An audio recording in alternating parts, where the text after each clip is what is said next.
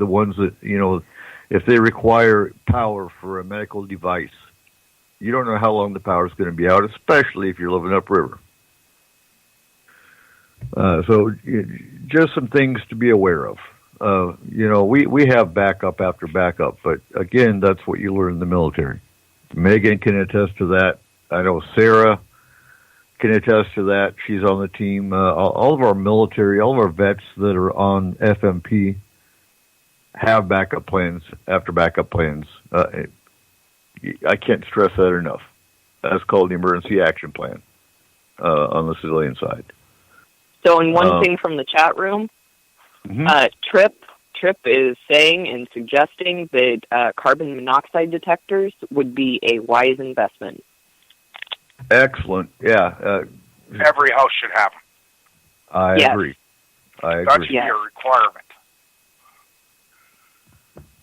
Should be. Fully agree. And so thank you, Trip. I'm not seeing the chat room, but you guys monitor the chat room. Yep. I can't see it from my end. So I know we're getting close to the music for the top of the hour, and this next hour we're going to be talking all things paranormal, unless something else comes up with survival and preparation. We'll actually do a disaster show here probably closer to summer, and we'll talk about wildfires and things of that nature. This is just kind of a show that we do seasonally because, well, many of us on this team and on this show that are on this panel are very disaster-minded and very preparation-minded.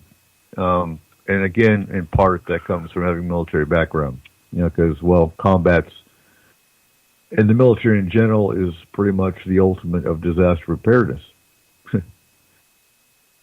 Should go without saying. Absolutely. There it is.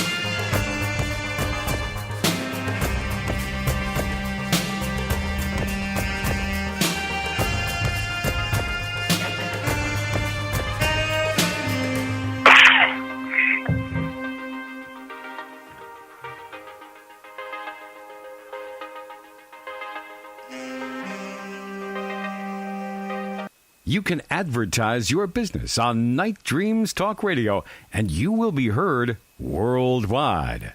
Why not contact us at nightdreamstalkradio@gmail.com.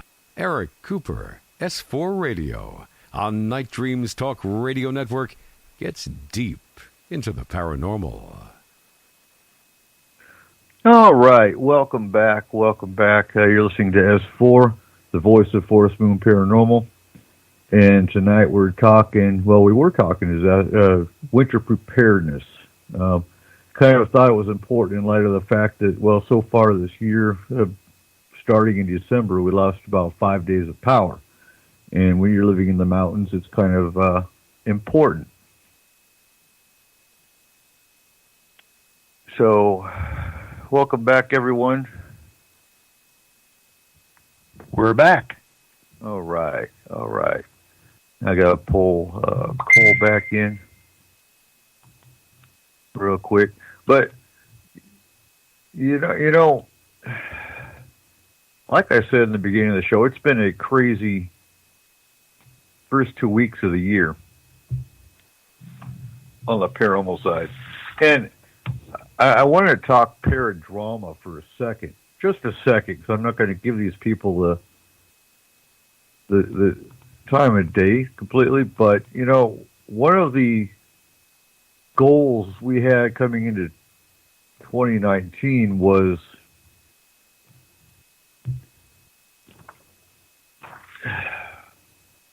bullying. And I'm in, about 90 different groups. And so I kind of started this Paranormal Alliance with the admins of many different groups to kind of keep a pulse on the bullying side of it. And we have an admin in another group that's bullying the admins of another group. And it just, we promote about 20 groups in FMP.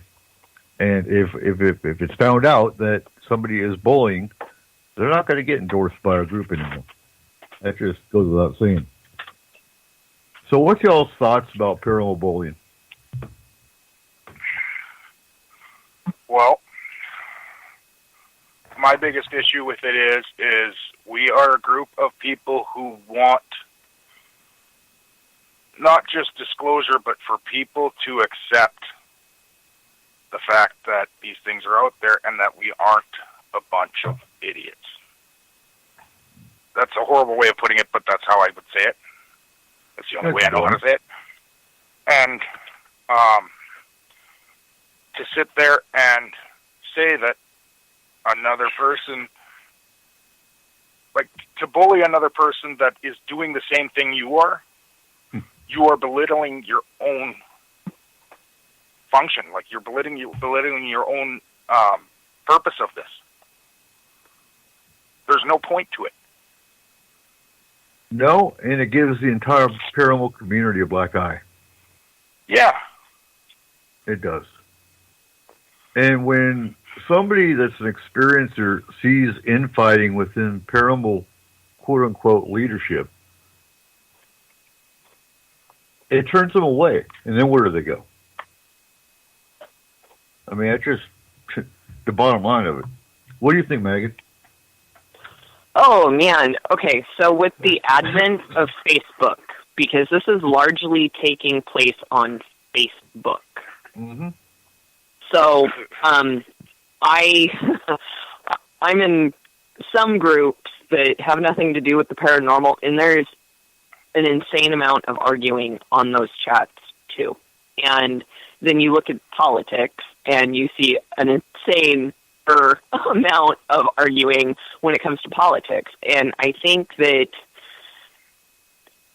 it's kind of, I don't want to say it, but basically with the mentality or the social, I guess, I don't know, we are really struggling to communicate freely with free opinion and expect it to be received as we would receive it. And then you've got those groups of people out there that just, they can't let anything go. And they will pick it apart. They will pick it until they get the final word. And I see that a lot. And it really does upset me when I see an experiencer come on and share their story, and then they are getting called crazy, or, oh, you're just a stay-at-home mom, you obviously need a job, is one of the comments that I've read. It takes it to a different level, because I love helping clients and people who experience paranormal, because they are turning to us. Their life is turned upside down by some of these events in certain situations. So to hear public opinion basically say that, that's not allowed, you just need a job, you need a hobby, you've got kids, how about CPS? Like, it really upsets me. And I cannot even explain or convey how much that upsets me, because these people are dealing with an issue, or they believe that they are dealing with an issue that they have not found a resolution to. So that makes them either delete their post or withdraw their statements and then withdraw them seeking for help. As far as bullying or belittling in amongst groups, yes, professionalism is key, because this is all aired out on Facebook. And I mean, look up my Facebook profile. I barely post anything, and this is why. I don't want people to scour over every detail of my life. I don't want people to look into every avenue. And, for those people that do put this stuff out there, who are either trying to help people or seeking help, and then they get picked apart, it's beyond me, because, I was raised under some really, good and strict principles as to, if you don't have anything nice to say, don't say it at all, kind of thing. And I apply that. I'll withhold my opinion. Military, yeah, try to tell, your captain or, your XO how you feel. That's not going to fly. So I'm really good about reserving my opinion. If something upsets me on social media to the point where I feel like I need to type something out, I will type it out, and then I will delete it, and I will put my phone away. Or I'll just put my phone away, and I will forget the post exists. And, yes, it bothers me, but I don't feel I need to get that last word. I don't feel like I need to degrade another human being for something that may or may not, be truth.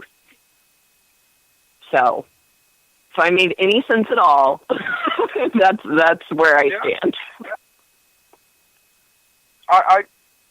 So I posted something this week about a whale found in Utah. Oh, yeah. I saw that post. But people took it way out of proportion. Some lady called it fake news. First of all, if anyone actually read the post, I mentioned a potted plant. If you haven't seen Hitchhiker's Guide to the Galaxy, shame on you. First of all, shame on you. You should see that movie. But, come on, guys, it's a joke. Everybody is too serious on Facebook. Lighten up. Let the fun flow. That's what it was originally made for. Was for people to have fun. And I would agree. And I've been thinking about this all day, because it's just, this incident just came up today. And the first thing I always jump to is the state of our own nation.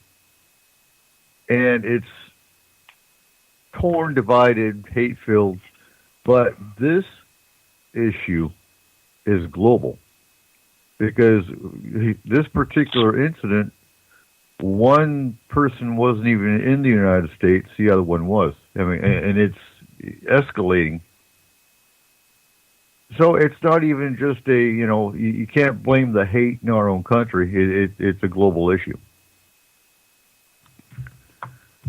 It shows the negativity in this on this planet.